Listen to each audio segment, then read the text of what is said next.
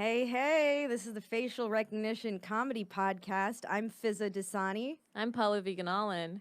And this is the Zara episode, but all the Zaras are late. Yeah, we have a couple Zaras that are supposed to be on this episode. Yeah, one of them's our host.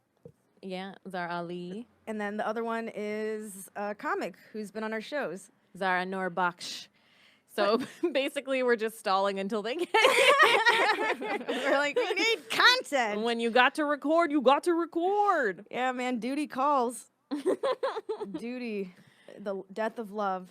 The death. Oh, shit. Yeah. Wait, is that a spoiler? Did I just... No. No, They I don't didn't even know what it's spoil for. it. Yeah. That was from Game of Thrones. Oh, I said it. Oh, I was now you know a piece of dialogue. Oh no. I was gonna say like Gracie and Frank. What is it? Grace and Frankie. I Some love that shit. show. I haven't seen it, but Oh my god, like they're incredible.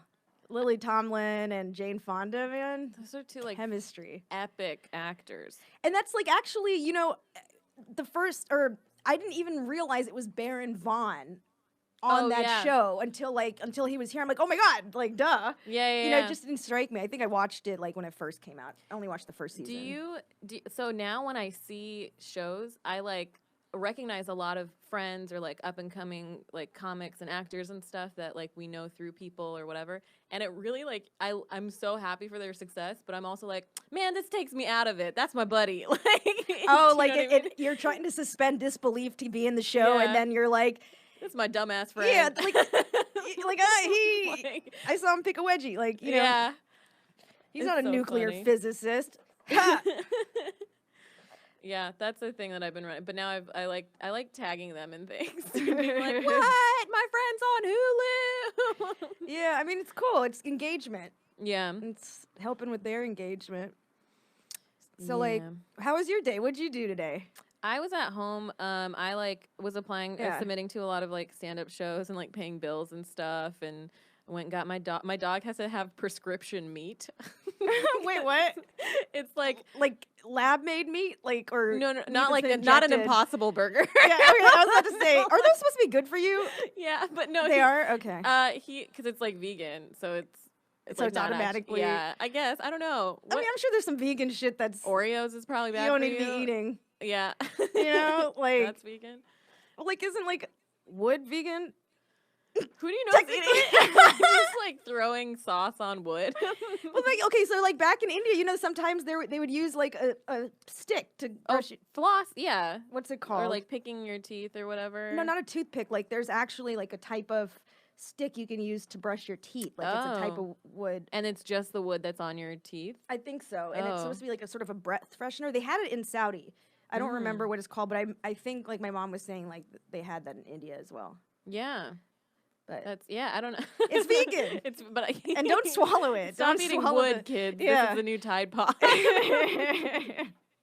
It started here. God, like we just have such an influence over pop culture. I know. You know? So many tens of people. Parents, you be responsible for your children. They don't need to be listening. I am very surprised at how much like a group of loud people on Twitter will like cause this like whole thing to happen. I feel like that kind of happened with like the Oscars and Kevin Hart and stuff. Like I felt like a small group of people, not invalidating their complaints or whatever, but like it felt I'm like they're gonna come after me. But it felt like a small group of people like made this like things are big on Twitter and then they like hit the news or whatever. Well, that's where I get my news from is Twitter. Yeah, I get it from like I'm not waiting for someone to write a whole article. Just tell me what's going on. Yeah, that's if there's a shooting in a mall, I'm going on Twitter to find out about that shit. If governments are falling. I'm not waiting for CNN to send me an email update. Yeah, send a dude out to a storm or some shit. Oh my god. Well, I've been up for a while. Yeah? Yeah, I did that. I finished the promo for our Irvine show, July 23rd. I think I just made up a number. So yeah, I didn't go to bed till like 5 a.m. because we had like our meeting and then we were hanging. So, you know, duty calls. And then I did Adam Todd Brown's podcast, Unpopular Opinion. Oh yeah, how's that? It was sick, man. It was super fun. It's always fun to let my nerd flag fly because I have the weird nerd flag. Like I'm about aliens and nuclear energy and the suppression of like conspiracy shit. It's fun for me, but like everyone brought their own unpopular opinion, and mine was mine was, I think the government should disclose its contact with extraterrestrial intelligence, and I was like, I know that in itself is controversial. So, my point, or I asked everyone to suspend disbelief. Most people were into the aliens. There was one guy who wasn't, but I was like, just suspend disbelief. And if this is the case, let's talk about why they should, disclose this, why there should be full disclosure. And one theory, there's a guy named Dr. Stephen Greer. He was a medical doctor, and now he is a big advocate for full disclosure of, I think it's an open secret. Aliens are an open secret. Specifically aliens, or like everything in general? Would Dr. Stephen Greer specifically for extraterrestrial contact, and also the technology that's been because, and this is what we were talking about, like, I guess like energy sources. Energy sources that don't pollute and are sustainable. So, Zara just walked in. This is our episode. One of our Zara. We're waiting on Norbush. Okay. So we just started, but like, I was just telling her that I did Adam Todd Brown's podcast, Unpopular Opinion.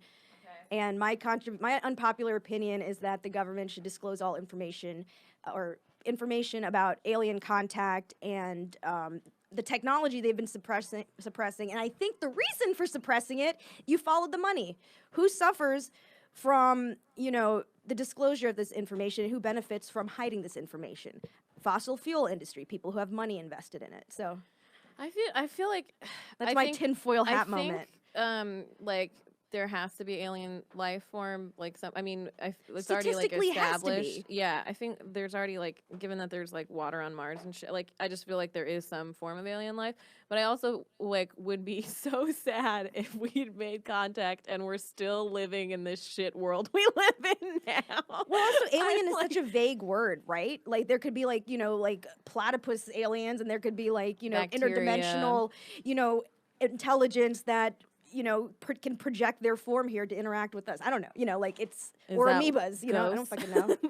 You think there's aliens that are more advanced intellectually why than not? Humans out there? You think there's absolutely, like, statistically there have to be. There's other life out there in the universe 100% that has somehow the ability to reach out to us. Yeah. All right. I choose to believe that. I'm not sure if that's true. I know that in terms of like life forms, I'm thinking more in terms of like bacteria and stuff on other planets or whatever. But like, it would be like, I just like thinking if there are like aliens with this technology and we just like still live in like this world and like our government is just filled with dumbasses, like that is so tragic. Well, there's like a whole other thing I have about like how we're moving, the powers that be are moving towards sort of like a central control.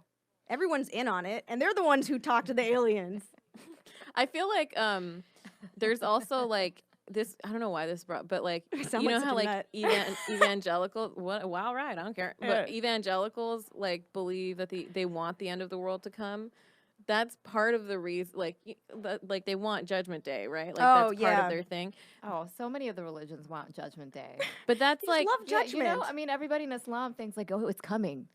It's coming. Like it's exciting. It's happening. What happens in Islam with Judgment Day? So I don't know if you heard this in your mosque, Zara, but like, and I don't know if this was a fear-based scare tactic. I mean, I tune out so often when I was forced to go to mosques, so I don't know. I'll try to corroborate, but I don't know. Go ahead. They might have made this stuff up, but they were saying like your body parts will testify against you if you lie. So like, damn, my pussy gonna say that's some what bad I'm saying. shit. Your pussy gonna say something. Your fingers could tell on your pussy. No, your my pussy labia don't lie. Oh my God. Yo, didn't tell you that. You know what? That's like when the men will implicate themselves. Like their dicks are just gonna be the worst part. No, I've not heard about that.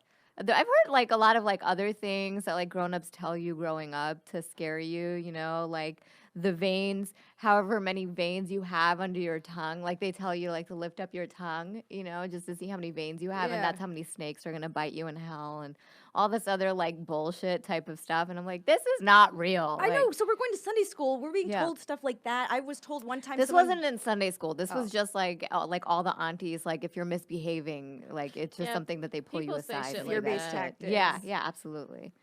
I think one time they told us someone like put a Quran in the toilet and angels came with a bag of rocks and beat them up. There were no toilets when the Quran was written, okay? Well, it wasn't even written on paper. It was in memory for like, what, 100 years?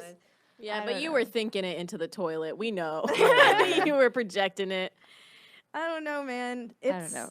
The world's pretty nuts.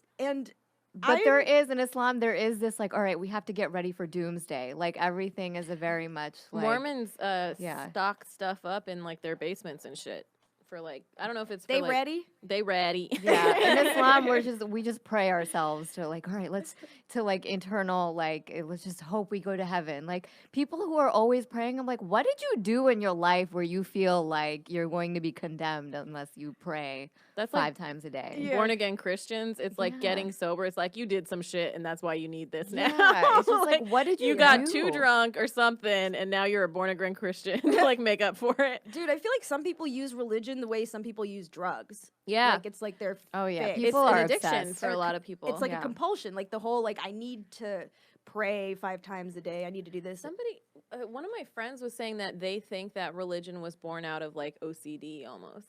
And that's like, that's how like ritual and all of that stuff got like established. Believe it. Because it's so, there's parts of Islam that are so like. Stabilizing for some people. There's traditions associated with religions that are so like ceremonious and like very routine and so many like other customs about it. And it's like, it's almost like setting up a stage. Yeah. Like whenever I go to the mosque and stuff, it's like, oh, it's beautiful. But it's just like, why do we do this every year on this day? For centuries, like why? And to like me, like if a for ritual, if there's no meaning to it, it's empty. So what's the point? For me, well, like, for us, it seems like there's no point, Yeah. right? Because like we've like come outside of it, but for them, it's like their world, like they believe in it. But or also, it's like for us, I feel like Hindus are like hella laid back, especially in the U.S. And Y'all so had like all the fun. I was we jealous. went to temple for fucking food and dancing. Like that's what I felt like I was going. My dad's like an atheist. He was like, we gotta go. It's a community, whatever. But like they in all of the watching my generation get married, like the priest will like say like just like mumble some shit for like 2 hours, and you have to like repeat after them. None of us have any idea. Like they have to translate to the people. What language? And like Hindi or Sanskrit or whatever like language of the area, depending on where the wedding is, I guess. I don't know. I think like probably a lot of it is in Sanskrit, but like, we have no idea what they're saying or why they're doing it. We just like repeat after and do what they say, and so it's kind of funny. Yeah. It's like silly, and like in the middle of a thing, they'll call somebody up to do something that the person had like no idea. It's very impromptu. Yeah, but it is like. Just to show, and it's like a nostalgic thing. I want to go to a black church.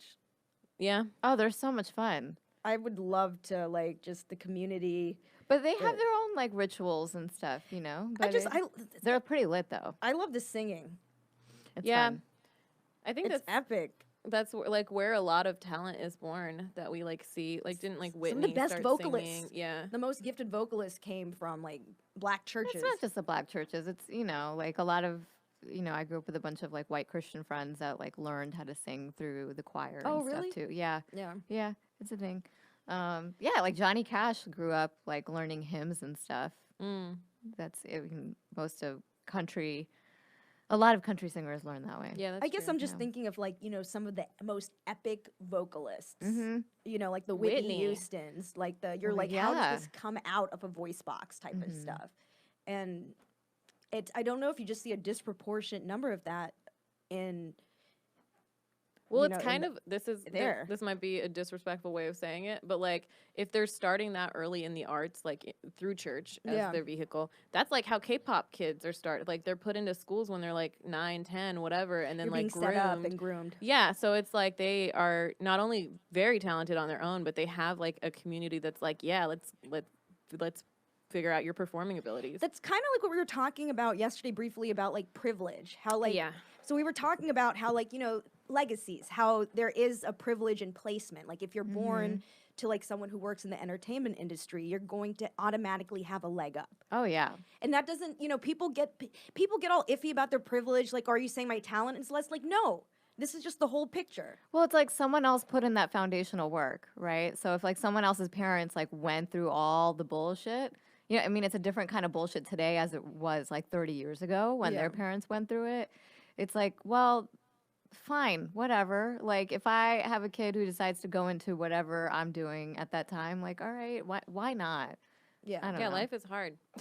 Why make it harder for your kids? Yeah, totally. Like, why wouldn't you provide that support for I mean, your it's kid? a competitive advantage, but I don't know. I think it pisses people off who don't have the privilege, though. Because Well, I know yeah. everyone, like, has been triggered by, you know, I know I've been It triggered is by some unfair. You things. know what it is? I don't like it when it's uncovered, you know? What do you like, mean? Oh, when they hit it? When they hide it, you know? But you Like, kind of understand why they would, though, because they don't want to be judged. Yeah, I think I have friends who are in that position, and they But I like get it. they're people straight up think that the only reason they're talented is because they come from a family. And it's like, no, they have the talent, and then they also have the access. Like, yeah, but the I access is do. the I've access seen like is people. kind of 80%. I've seen people put in the work. Like it's no secret in like comedy. Like Chris D'Elia, like his dad is like a very well-known executive producer, but he started off sucking like everybody else. Like he started off going to the open mic at the Haha Comedy Club. Well, yeah, and, once you have the access, you have to know, be able to do something yeah, with it. yeah, and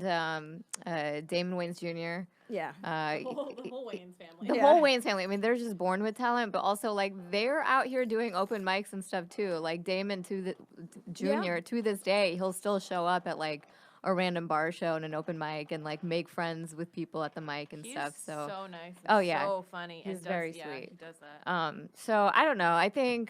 I'm like I'm not hating on you know, the legacies in entertainment, but it's always interesting to find out because it's like, oh, okay, yeah, that makes sense now. But it's interesting because sometimes privilege spoils people, and they're just assholes. It does. I bet I have no idea, like, the people. mean, I know, like, a couple people who have parents in the entertainment industry that are doing comedy, but I bet there's so many more that I just, like, have no idea. Well, like, Richard Pryor's son is a comedian. Oh, my God. Did you see the Apollo? I haven't. I don't want to watch it because it's weird. pretty brutal. He got, like, booed off stage. man. But it's weird because he of has... Apollo, but Yeah, and he's not Richard Pryor, but he has, like, a lot of his father's mannerisms and, like, cadence He and voice. looks exactly like his dad. He looks very interesting. And so to see that happen was, like, Yeah. crazy. I think he was, like, set up kind of, you know, like to fail kind of. Yeah, I 'cause, mean, like, he wasn't ready, and Dad's like the best comic of all time. he just wasn't ready. I feel bad for the guy. his dad put in the work. Yeah. You know? Yeah. But like you also have to put in the work, you know, and that's I don't know. I mean, I think of like comedy like being a professional athlete or being a musician. It's just like you have to put in the time, otherwise, like if you're not training, then how are you going to be fit? Yeah. Yeah.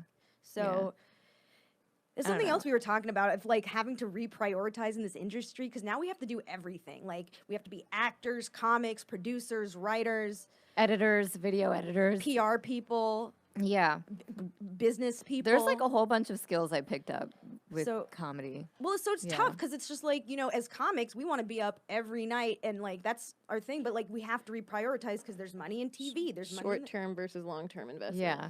Also, if we're trying to be on TV, and we've talked about ageism and stuff before in prior episodes, but it's like you can't be out networking 1-2. You can't always do that midnight spot. Yeah. You know, if you have to be on set at like 6 a.m. in the morning for hair and makeup and all of that stuff.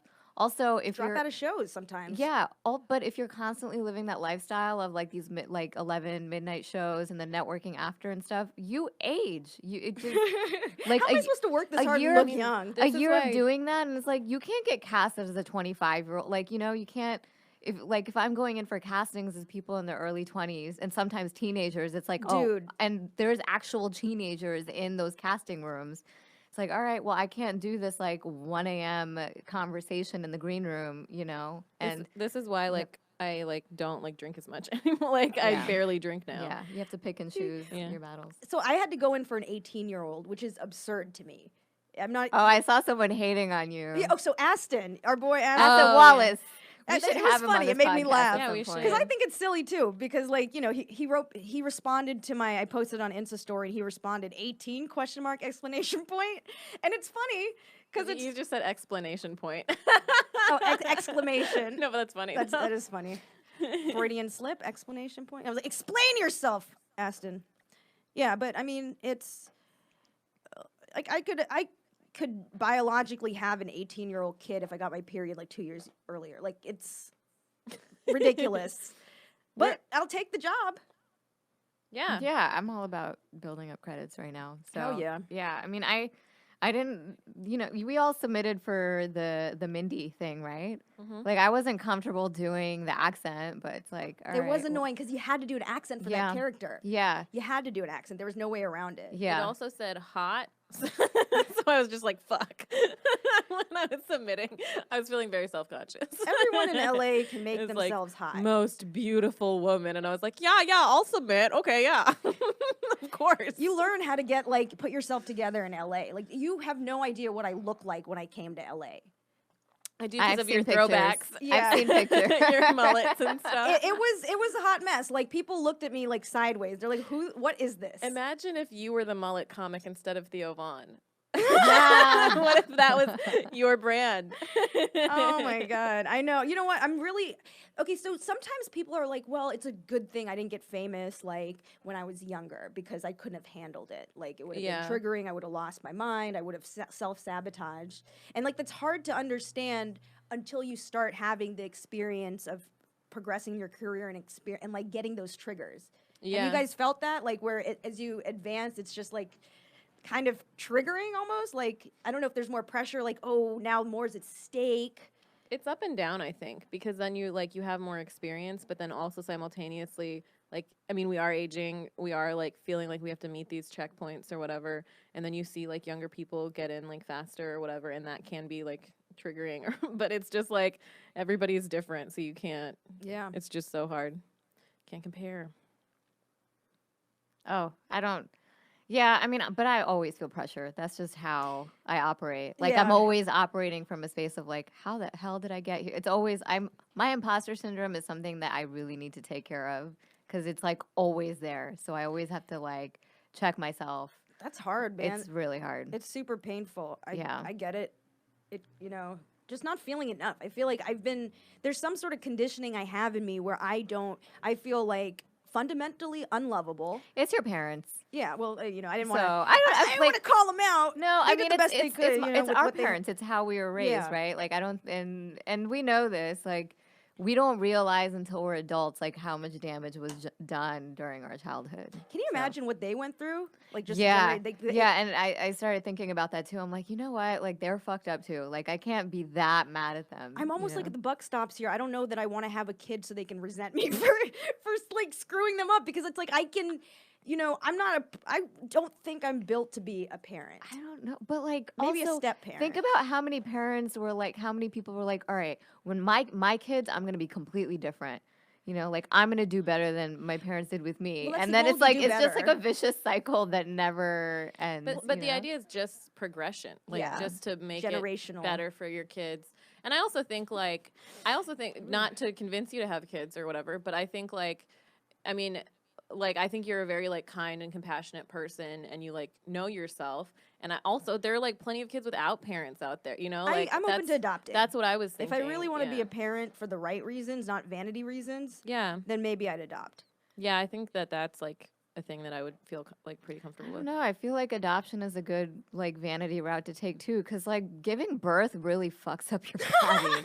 Like, most moms I know, like, forget what Hollywood tells you, because like I know I have friends who are gynecologists. Like, all those women are getting tummy tucks after they give. Yeah, it's like it's a known thing. Cardi, she like talked about the lipo she just got, and I was like feeling like fat and gross, and I was just like, Cardi just got lipo. What am I worried about? She got lipo, and she got her boobs redone after the kid. So it's like it's a secret that Cardi kind of revealed, but it's like, it's not possible. You don't look like your former self. after having a kid. And see, that's also a thing. It's like, I don't know that I want a biological child that much to go through that. Yeah. And it's interesting because you actually want the experience of I think having it would a kid. I think it would be cool to feel something like, I feel like that's such a, like, not a human experience, but that's like one of the biggest experiences in life is to like feel something, if you can, like to feel something like growing inside of you. That seems like crazy. Like just to, you know, feel that. But simultaneously, I just, like, I'm trying to think like bigger picture, and there are so many kids who like need like stability, and that like really helps stop the cycle with them too, you know, like, you know, having kids that, because I posted like to adopt though, right? It is really expensive, and it's not easy. It's not easy, and especially if they're older too, because they all have all this programming now to, like, already, you know. But for foster kids, there's like so many, and then like 80% of like the girls who come out of foster, who age out or something, have like kids by the time they're 21. So the cycle, it just like continues and continues. And I just like feel like that's where you have to. And that's why you need abortions. But that's crazy. That's what's like going on. Are we in The Handmaid's Tale now? That's why I posted those facts. I'm gonna pull them up. But see, like that's the thing is like when I was watching Handmaid's Tale and knowing what happened to I haven't watched after. I only watched the first season. Okay, I won't. No spoilers. But like, to me, that's not outside of the realm of possibility at all. And we know what happened to Afghanistan. What happened in Afghanistan? In the 70s, it was like it was a normal bell-bottoms and you know, and then suddenly it was a like normal a war, society, and then it got taken over, got occupied essentially. This is not unprecedented. Yeah, and that was pretty recent. Yeah, I mean, yeah, within our parents' lifetime, they've seen changes.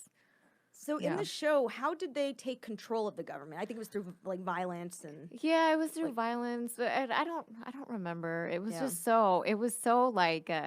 It takes you on this journey, you know? It makes you like think a lot of like crazy things. So I didn't, because it's just like people are constantly getting raped and, you know, I don't know. Handmaids? And Handmaids, yeah. Oh, you haven't seen it yet? No, I haven't.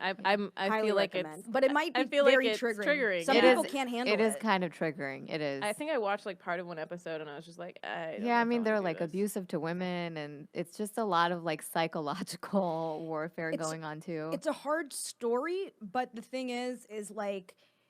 But there's so much suspense, right? And you get engaged with the main characters, so it's like you want to see them win. Do you know she's a Scientologist? Elizabeth Moss? Yeah, she's brilliant. I did not know that. I didn't know she's a Scientologist. I think she is. I hope I'm not just making that up. I also feel like in Hollywood, Scientologists have a leg up too. I mean, that's part of the network, right? Yeah. It's part of.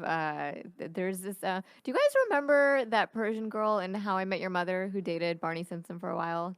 Who? I don't. I forget her name. I forget her real name. She's a dark-haired Persian girl, but she was dating one of the main characters. And then she just stayed on for like a recurring character. And I found out later on that she was like, they were considering her as a wife for Tom Cruise and stuff. And so while all these rumors were going on, it's like the more and more episodes she was just randomly appearing on How I Met Your Mother. And it's like, maybe like a bunch of us just go in, because I feel like they need different ethnicities in Scientology anyway. Like it could I already just be told a you my way Scientology story. That stuff's seems a little nuts. And do you guys watch the Leah Remini documentary? I didn't. I've just seen like interviews with her, but I haven't seen the full documentary. So I mean, just some of what they reveal, like the damage. It's like a cult. Yeah, it's like a cult. So it's, you know, there's isolation from your community, original community. And they take you away from your family and friends. Provide you with resources, so then you become dependent. Yeah, emotionally, financially, who knows? Well, financially, they sort of drain you as well. That's the name of the Scientology game. It is like a cult. Oh, very much so. It runs like a business. It's a cult that's also a business. Yeah, but like there's been successful people coming out of there. So you never know. I don't know. Is it worth it, though? It seemed like they're giving up their control of their like lives and stuff and who they can talk to in order to come out of there. I don't know. It's not something I'm seriously considering. Not okay. You know. So it seems Zara just disappears from facial I recognition. would maybe entertain it. All right, so talking about making it, it seems like to get on HBO as a woman, you have to show your boobs. You have to. Do you? Yes, it's what we learned. You can get away with it, but like if you have boobs, even if you don't have boobs that are worth seeing, they want to see them. Oh, in Game of Thrones, there were so many boobs. Stand-up specials. They're like, show your tits first, then get on stage. Do it naked. That's all. No, I think in order to get onto one of the TV shows, though, in Insecure, in Issa Rae shows, I haven't seen any boobs. Have She you? did get jizzed in her eye though. Yeah, but I didn't but that see was any- for the I'd be comedic okay effect. with that. Yeah, I it's didn't for see any jokes. boobs on Really? Insecure. Have you? I don't think I have. don't You think know, I I've haven't seen actually boobs. watched. I only watched like the pilot. I gotta watch. Oh, I I've watched. I gotta sit down and I've watched go the through it. I heard it's excellent. whatever, It's I so know. good. whatever season they're going to be coming. Yeah, I'm like up to date. But yeah, there's no boobs in there. Okay. There's I a don't lot of. I remember mean, being boobs. it's HBO, so it's like That's good to rated R know. material and stuff. But yeah, no boobs. That's the one show on HBO I think I have not seen boobs. But Game of Thrones, I started this year and I finished it. Did you and- count? What? Did you count the boobs? Not Not pairs. It's the individual countless. boobs. It's countless. It's just so many boobs. I mean, I think in the beginning there was a lot more boobs. Yeah. You know, Do you but think there are more boobs or more deaths in Game of Thrones? definitely more deaths. Yeah. I think. Yeah. I think because 'Cause that this last dragon. season, Wars. because the dragon, because the wars and stuff. The The last wars season- are bigger than the brothels. Let's That's true. tell men that the wars are bigger than the brothels, guys. This is not our problem. Stop blaming women for your wars. Oh my god. Blow shit out of proportion. No, I have this joke about Game of Thrones where like people are like harping on Game of Thrones for not really showing diversity, but I think they've showed a lot of diversity in boobs. Like round boobs, pointy boobs, like all sorts of boobs, honestly. Like I feel like my boobs belong in Hollywood now after what I've seen on Game of Thrones. They did a service. Yeah, because they showed like representation. basically the entire landscape of whatever boobs you saw in medieval times, like that. I mean, they're there, you know. A whole lot of natural a whole boobs. lot Yeah, of natural boobs. Women Oh, with there are fake boobs are not going to natural- get hired to do Game of Thrones. Yeah. I don't think. I saw a bunch of real boobs. Like Yeah. I'm pretty sure they were real most of them boobs. were real boobs. Yeah. Because I mean, it'd be weird to see implants in like King's Landing. I mean, if there And, were like duck face, like the lip injections yeah, and shit. if there were implants, they were probably really good. Yeah. because I didn't notice any. Yeah. It is weird that you can tell for a lot of these things, and that we're just like, okay, we've accepted that it looks weird, but Yeah. we think it's fine, and you know what I mean? Like, Oh, in Beverly Hills, it's almost like a status thing. Like it's almost like you have to kind of look Look like you had fake. some Yeah. surgery, and to like people who aren't used to that looks odd. it feels like do you guys know Uncanny Valley in like CGI and stuff, where it's like people like they create faces and stuff, and it's almost human, but it's not, and Yeah. it's like that uncanny feeling. It's like the between being like a total cartoon and very realistic. That's what people look like in real life now, just like sticks out. Uncanny Valley. Would you guys consider plastic surgery? We were talking about being women, in Just Hollywood. being women. being women. Yeah, I would. I would have to do it in like a hopefully a graceful way. Because what I'm seeing right now is some people I see in and around Hollywood, and sometimes I'm like stuck in a conversation with them where it's like I don't want to look at your face because it's. I feel bad. Weird. I feel bad what you did to your face, and it's like people that we know, like people, who are young enough where they didn't need it. And it's just yeah. like, wow, your face looks so, like, it doesn't look right. Body know? dysmorphia is real. It is a very real thing. And unfortunately, in LA, it's like, it's rampant. Oh my god, how could it not be? So I hope, like, someone pulls me aside before it, like, gets that bad. Because also, I think doctors here are just, like, trigger happy, Like, Oh, they'll, yeah. whatever you want, they'll just give you that injection. They'll, they like, charge per syringe. it's They insane look to me. like their patients. Exactly. like have fake faces. And it's great. Why is it the more plastic surgery you do, the more you start looking like a lion? Like you don't look like yeah. well, because if your why? nose gets smaller, it's kind of It's just- cat-like. Your eyes, if your They do skin the gets pullback pulled, Yeah. thing. your Yeah. eyes But like get all kinda these cat-like. fillers and stuff. Like even I think there's a motorcycle It's parade the going charm. on. Yeah, It's the charm. it's the Sons of Anarchy. we're actually outside. we're recording on the street. Yeah. We're Billy on the street. Answer these questions. Yeah. I mean, it's actually been pretty quiet considering. Yeah. For a weekend, yeah. Though I have friends also like around the country where like they've all started getting Botox and stuff, and it's like, what? Why? Like now, I would. They say it's preventative also, but Really? Sure. But remember, But it I Monarch guess. also told wears us. it wears out too. Yeah, remember Monarch told us like they see musculature doesn't work well with Botox. Really? And I kind of believe it because my mom had some sort of injection under her eye, and it ended up being kind of botched. But our muscles aren't. How are our muscles different? She said that, and she said that because she had her own experience. Oh, okay. Oh, I don't know if I'm supposed to. Anyway, we're women in Hollywood. Well, so I don't know. I think Monrock still looks great, and I don't think beautiful. anything went wrong. But I don't know. That's what she was saying about yeah. advising South Asian women to be careful about getting Botox. But also, plastic surgery and Botox and enhancements have all made their way to Bollywood too. Like if you look at some of the stars that we grew up watching in the '90s and the early 2000s, they're all getting work done too. And does it look good? Because if it looks good, that'll be a big relief. It's like hit or miss.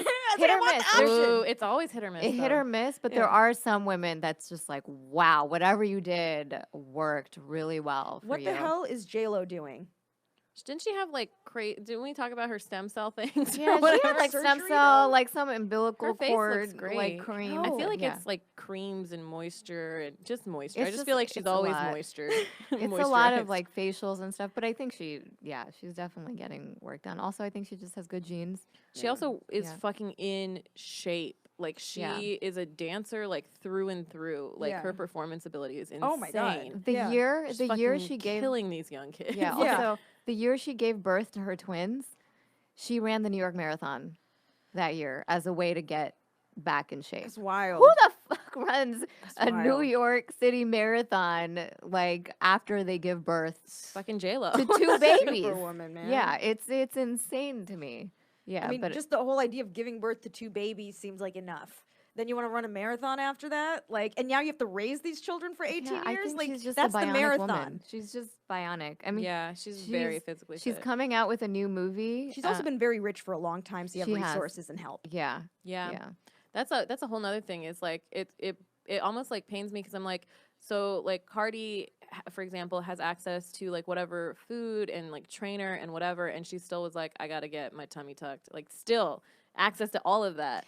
I mean, I think it's a matter of timing, and there's also your body does change after, maybe, I don't know if, does your body collect fat around the stomach after you have a I mean, kid, everybody's body's your different. hormones change, and that changes how you we don't know. We don't know if J-Lo's had work done, We don't really know who's had work done. She looks great. So if she has, I would like the resources and information for when I am her age. Mm-hmm. Mm-hmm. But I've also heard that she's like a very meticulous and a diva about like her entourage and her beauty squad and all of that. Like she has a glam team that needs to come with her everywhere. Would you have a glam squad if you could afford it? Probably. Is that a priority? I feel like it would be a good opportunity to give people jobs. Like, you know what I mean? Like, I don't think I would take them like everywhere, but I feel like it would be like my friends who did makeup. I'd be like, come on this trip with me. We'll do something. I don't know. Like on Real Housewives of Beverly Hills, like some people have their glam squads that they travel with. I feel like if you're Beyonce level, J-Lo level, that's like your body is your product. Yeah. So like they You'd have be surprised. A lot of people like have their personal glam squad like ready and available. Yeah. So it's not. Yeah. Why not? If I have people I more trust, photo shoots, you do more like appearances, you're gonna like need it. Yeah. Absolutely, because it's like my makeup's not gonna hack it. Yeah, I mean you become like good friends with people who like do your hair and makeup, because of however many events you have to do. Like the wedding I went to like 2 months ago, it was a wedding of the personal hairstylist for Rebel Wilson, and it's not like Rebel Wilson is known to be like this like beauty diva or whatever. I mean she's beautiful, but it's like I'm gonna go to my hairstylist destination wedding because she's like one of my best friends, like I did a Second City class with her 13 years ago. Really? What? Yeah. She was still in Australia. She had her own TV show in Australia at the time, but she hadn't broken into America. So she came by. It was like an intensive because I was still in college, and it was before I moved to LA. Oh, so it was in Florida? It was in LA, but I flew out to LA. Okay, got it. As a That's cool. Yeah, I was young. She's a lawyer. She is a lawyer. She has a law degree. Rebel Wilson she has a law degree. I had no idea. So I think she started it. I mean, it's hard to get into law school, and it's like a 5-year program there. So I think she was in her 2nd or 3rd year when she started getting more famous. Yeah. But she's like, it took me a long time it was hard to get in, so I'm just going to try to finish, even though I'm kind of famous in Australia. So yeah, I had no idea. Yeah, but that's the thing is she's been on TV in Australia for years. Yeah. Years. Yeah. So like, I don't even know if she remembers me, but we like kept in touch randomly before she moved to the U.S. because I worked at a production company. So I remember she sent some stuff. Yeah. But like I don't. She's another one where it's like you can't tell how old she is at all. There's been some sort of like where they were talking about like she was saying she was younger than she is, and I don't want to judge people for that because it's like there's so much pressure as a woman in Hollywood. Yeah. But also, it's just like, are we? But also, whatever she's doing, she looks great. So and also she's share like, your secrets. At what point can you be honest? Like, at what level of fame can you be like, well, I am gonna get this job no matter what because I'm Rebel Wilson or Sandra Bullock or what? You know what I mean? You know, I've heard women who in Hollywood who were A-list or are A-list have issues like that themselves. So then it's like, what the fuck? Yeah, it's a constant battle. Like that's why I get mad when like people who aren't like in this like bracket of like moms or whatever who just start playing moms because it's like they're not getting the roles that they were just getting a year or 2 years ago. Like Mila Kunis did Bad Moms, and it's like she had one kid, and they're like, all right, let's have her play Bad Moms. Let's have her be the lead of Bad Moms. And I'm like, but she was just the hot girl, like in the last movie. But you like, remember in LA, like people are moms at like 20. Yeah. So it's like I think there's. I mean, all young around the mom is a country, people are category. moms. You know. But I get it. It's like, like it should be a song all around the country. It's like, people are moms. It's a thing. It happens. She's pretty. Mila is beautiful. That is celebrity crush for me. She's dope. I've been into Mila for a long time. They seem like they're a perfect couple, Mila and Aston. Oh, you said Aston. Is it not Aston? Ashton. Ashton Kutcher. Aston always gets upset. Aston Fucking on Aston that Wallace. means you love Aston more than you love Ashton. I do. I mean, he's like one of my There good you go. friends. You guys, look up Aston Wallace. He's a great comic. And he thinks they don't look 18. But if you want to get under his skin, every time he comes back from a cigarette break, I call him Trashton because he smells terrible. Oh, yeah, he smokes. He is terrible. Not good for you, Ast. I'm sure he knows that. You're aging. That's How many shout outs is he going to get in this episode? I don't know. As many. Now we don't need to invite him Yes. on the episode. That's true. He's getting enough PR. I think, he's going to be in the description. Aston was here. In spirit. Yeah. Do you believe in spirits? No. we talked about this. We had a No, I whole, was- 'cause we she had said a in whole spirit. episode. That's why I asked. say, God bless you and stuff about God, but I don't believe it. You can say stuff and not believe it. Well, okay, like the whole thing about like God being like a man in the sky. What about the whole thing about God concept, like universal connection, and like what if we think of like the idea of God more like a concept versus an individual? But I don't know what would that, is that something in charge? Is that concept in charge of something? Like, what do you mean by a concept? A conscious, maybe like a conscious universe or whatever. Like maybe there is some sort of system, maybe an ecosystem. I don't know. But that then just translates into environment for me, and I'm like, well, that's like an intelligent environment, maybe. I don't know. I don't know. I don't really feel like everything's careening towards some fatal or a fatalistic viewpoint. I don't know. Or it could be just like that's the thing is, why does it have to be an outcome? It could just be experience for the sake of experience. Like, I kind of like to think everyone is sort of consciousness or like quote unquote God playing a character. So like we're like the universe talking to each other right now. Yeah, I like that idea, but I just don't it's just harder for me to like accept it as opposed to Is it a little whimsical? Yeah, I mean, it's fun. Yeah. It's like, I like it because that means that like everybody's connected and that we should like take care of each other and like be better to each other. But in terms of like a thing that is us, like, you know what I mean? I don't know if that's like. I mean, also, I think it's just like everyone's experience of their reality is going to be different from the next person's. Yeah. There's no way. It couldn't be identical. Is this too much, Zara? Zara's just giving me a look. Yeah, I don't know. I don't believe You're talking about Can? What? Can? No, I don't know. I don't know, like, the whole, like, religion, spirits, God talk, it always makes me a little, like, I guess I'm just more realistic about it, you know? Like, I don't know. If there was a God, would there be millions of people starving? Would there be wars? Well, that's it's just people are using God as an excuse to like ruin people's lives and ban abortions and stuff. So it's like God. It's like people favor God when it helps their cause, you know. And I don't know if I'm I'm in the camp all of horseshit, Yeah, well, I don't know. People truly don't believe what they believe is horseshit.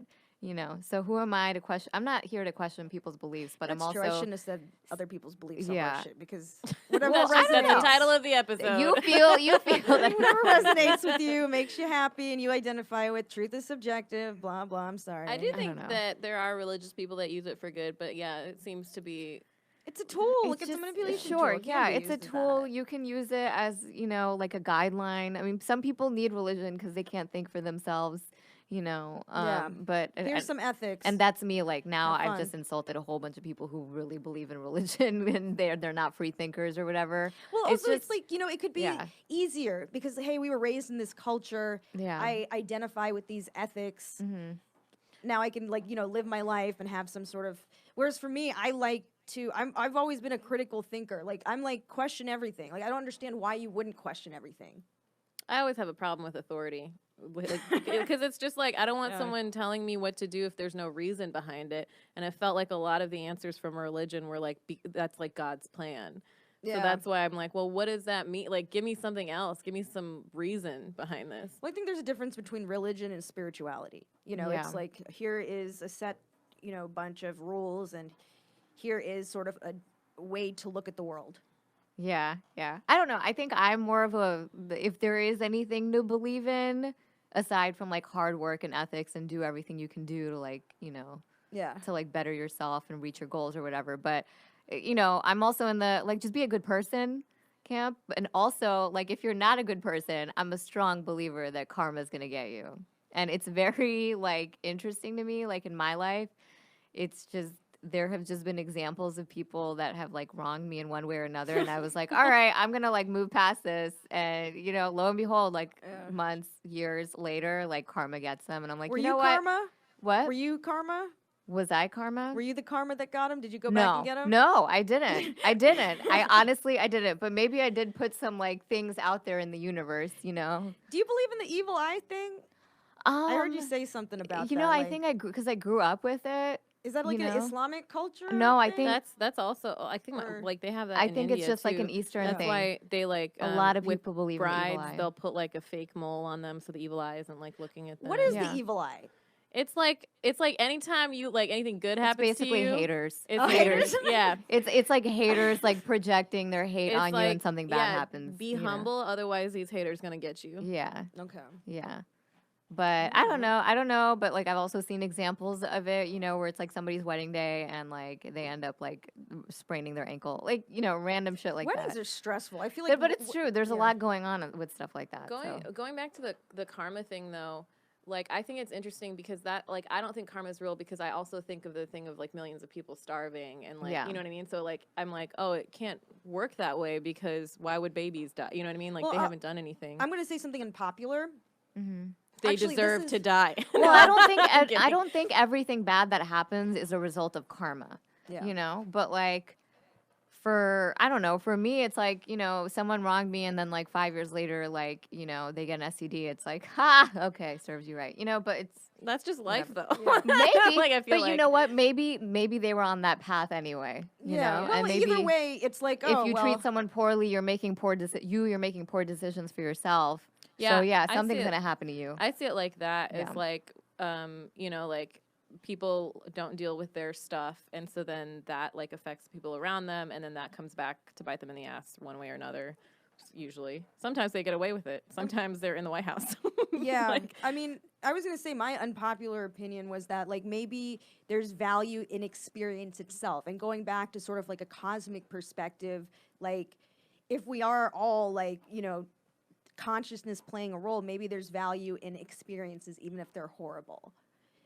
That's not going to be something that's palatable for most people. I'm just putting that out there as a perspective. I definitely feel like some of the worst times in my life I've learned the most. And that's the like thing. the bombs help you better than the good shows or whatever. It'll push you further. The tough times push you further, help you grow. It's more activating. Pain's more activating than complacence. But I also think it's like, it's people like use it in the opposite way too. They're like, well, like you haven't suffered, you haven't whatever, and it's like it doesn't matter. People don't have to suffer for that to happen, but I do think people learn a lot when bad stuff happens. You know, like in Game of Thrones, Sansa had this line that was like she wouldn't have turned. She'd be a little bird. She'd still be a little bird if she didn't go through these bad things. And like people were really upset because it's like you attributed her being strong now to like her getting raped and all this other stuff. But yeah, because she survived something that was horrible, and that is going to make you stronger. That's just a fact.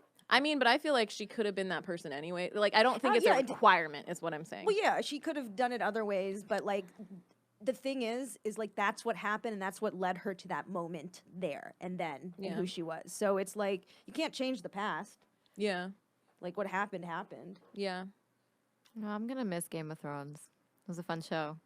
Yeah, I can't believe you watched it in a month. That's insane. Yeah, I feel like it's a better experience.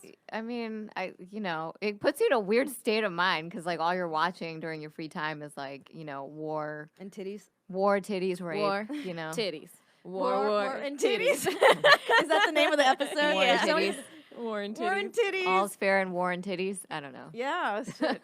I like giving them a peek behind the scenes of our comedic genius, like naming these episodes. Titties. Have you guys noticed that Zara Nurbach is not? Yeah. What happened? I don't know. Yesterday she said she could finally make this episode, and then I was like ETA, and I never got a response. I mean, it's a dope episode. It's just like it's funny. I was like, if we're doing our own episode, we could have just done our segments. Yeah, no, I mean, this is man. Zara, you're so like you love structure. Yeah, you love structure. Yeah, I'm so fucking loosey goosey. I'm just like, let's just see where it goes. I feel like I'm in between. Like I need to see. It's a good balance. I need to be more loose. I do. But it's good to have structure too. There's value in that. So I just function like war titties. You know what I mean? Like structure, loose. Sure. Yeah. I don't know. It's just how I function in my life now because if it's not like scheduled on my calendar, if it's not in a list, in the podcast. If it's not in a list, like I just function on lists now. Like it's because if it's not written down, then it's probably not going to happen. That's just I used to have a great memory, and then over the years, did you write Game of Thrones down on your list before you watched it? No, that was just like a goal of like when I get home at 11:30, I'm going to watch 2 hours of Game of Thrones. Do you schedule sex? Is that sometimes what do you write it in? Sometimes I have to sometimes I have to like send him a calendar invite like, hey, we need a date night. Otherwise it's not gonna happen. I used to put dates in my calendar. Yeah, I have to put everything in my calendar, and I put everything on lists. And like I put like personal, comedy, school, whatever, and I put like the most important shit up top, and I just try to delete as many lines a day as possible. Yeah, my list never ends. And that's the thing. There's just things that it gets bigger. It just I check stuff off, but it's still getting bigger. It's like fuck. I mean, that means you have more shit to do. It's good.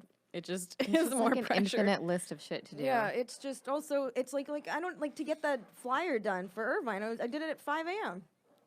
So I don't think people realize how hard you work, like how hard we work. Yeah. Because we all gotta, make money. Yeah. And we're doing our own comedy careers. And we're producing this brand. It's a business. This show and the podcast and the brand and the and they want us to look upcoming young. tours and stuff. And at the same time, we gotta look young. And some of us have to go work out, so it's just, and then some of us have relationships and family and crazy people in our lives, Like ever-dying dogs. Just dogs that always have emergencies and shit everywhere. I don't know who I'm talking about. I don't know, but I'm sure like everybody's, like people are like, they're like, so you're doing comedy full time? I mean, like you do a lot. I'm like, no, I'm doing this after work every day. Like what? Well, you could have 2 full-time jobs. It's crazy. The lady who did our intro music, Ruby Ibarra, she and I were scientists together. She has taken off. Like her career is like amazing. She dropped her first album. She did this documentary. She had a MasterCard commercial with SZA. Like was doing a song with her. She's still fucking working as a scientist. Did she do our intro song? She did our intro song. Intro song for this podcast. Our listeners will hear her every single episode. Yeah, Ruby Ibarra. But she's still, I'm like, girl, I'm trying to live through you. You need to like go full time. Like I'm dying for you to finally be, like she's still working. But that's just how expensive living is, as a creative. As a creative. And it's like when you're a creative, people will just assume that you do shit for free. They're like, oh, for the exposure, for the networking, for the contacts. There have been how about for the rent? And it's this really annoyed me, and I'm not going to name names, but like I agreed to do a charity gig in San Diego. And it was like a good opportunity for networking or whatever. It wasn't that much time like on stage, but I was happy to do it to make the connection. They promised me a hotel room, and I get down there and they're like, oh, well, the hotel room is so impersonal. Here, you could just stay at my family friend's house. And I'm like, what the well, okay, one, I'm a grown-ass woman. Yeah. I'm not going to stay at even though they might be your family friend, I'm not going to stay at a stranger's house. Hotel. Like you said, you would book me a hotel. So I'm in San Diego. It took me 4 hours to get there. And I was like, you know what? It's fine. I'll just take an espresso after the show and I'll drive back after the dinner and it's fine. Like, I'm not going to be mad at you for it. But it's like, people take advantage of creative talent so much. Yeah. And we're all like, we're hungry to do what we want to do because we love doing it. So like we do a lot of things for free or heavily discounted or in like for a trade in something. Yeah. But it's also like people should be mindful of who they're taking advantage of, like don't promise something to a creative and not come through because, oh, well, I wasn't paying you anyway. Yeah. Well, it's like that, like it's a common courtesy to just be nice to people and, do treat everyone like professionally. So it's interesting that people are always like, oh, you have an agent, you're like full time, right? But then they also are the like same people who don't pay or like expect you to just do stuff. Oh, yeah. Like they think that you're making money, but it's definitely not coming from them. Yeah. That's the thing is like I've always, and I don't know if I think it's so important as a creative to have multiple sources of income. You can't have anyone, honestly. Yeah. As anyone, but like especially, it's I don't know. Like I think. What did Nipsey Hussle say? Get property if you can. Yeah. It's hard now, but like, it's crazy right now. It's like you almost have to. Well, this has always been the case. You need money to make money, essentially. So it's almost like, well, how do you make that jump? Yeah. How do you? And people work their asses off in this city just to invest in themselves. Like, yeah, people work so fucking hard. Yeah. For years and years and years. Mm-hmm. I think that's why people have resentment towards the privilege of legacies is because that privilege really does help. It does. Because people really just I see why people are homeless. If you don't have a support system, you're just an out of work actor. Yeah. And also I think like there's some stats, but like a huge part of the population is prone to like a mental break at some point. Yeah. And if you don't have family, hi. Yeah, I mean, yeah, everybody. But if you don't have family, that's like you're fucked. Yeah. Like you lose your job, you lose everything. And so like we were talking about how grateful we are for like our families because like Indian people like we like we'll be there when shit goes down. We won't know how to like our families may not know how to deal with it emotionally before, after, whatever, but like there will be someone with you at the hospital. There will be someone feeding you. Like how many homeless people do you see or how many homeless South Asians do you see in America? There's plenty in India. None. I have not seen one homeless Desi person or South Asian person in LA. Yeah. I've seen like a few homeless like East Asian people. There's one that lives in the parking lot. Yeah. I mean, we do record in Koreatown, but yeah, but I haven't seen because I think going home is always an option. And I think we're very lucky that way where we can go home. We can be essentially like you have the luxury to fail. Like it's not failing is never a good experience for anyone. And like, going home after being a failure, I mean, that's horrible for everybody, especially I would say like, going home to my family after failing is not something I would ever want to do, but like they would be there for me. You'd have a roof over your head and food, which is another form of privilege. Mm-hmm. And emotional abuse. A ton of emotional abuse. So it's like, there rules again, even though I'm like in my 30s. But like in terms of like you'll have a place to shit, you'll have food to eat, a bed. I think also, I don't know. It's like, is that the cultural thing? Like, I feel like if I had an emergency and I needed money, I feel like my family would give it to me. Yeah. If there was an emergency and I need money. My sister would. Anyone who had it would give it. Yeah. And I think I would do the same. I'd still feel like sort of like, oh, if someone needs it, in my family, I'd have to help. I think my family, like, we're actually a little burned by that happening a lot. Yeah. And so I think, like, my brother and I are more cautious, maybe in that, like, maybe more American or whatever, like, in that. But I still think, like, if something happened to me, if I had some mental issue, like, something, like, I would have. Yeah, of course. I think, they were your parents were taken advantage of, right? Yeah. Because, this is how we are culturally supportive financially. There's a fine line between, like, an emergency and then someone taking advantage of you because they know they can abuse that, like, relationship. Yeah.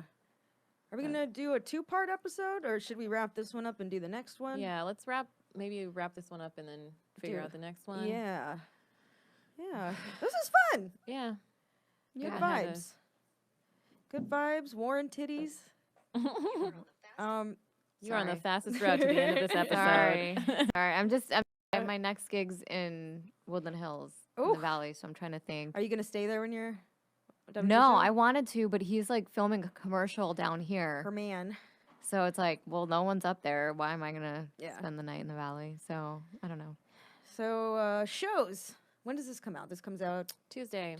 Oh yeah. So our New York show. We're gonna be in New York at New York Comedy Club at the Gramercy location. Actually, it's called the Midtown location. 11:30 p.m.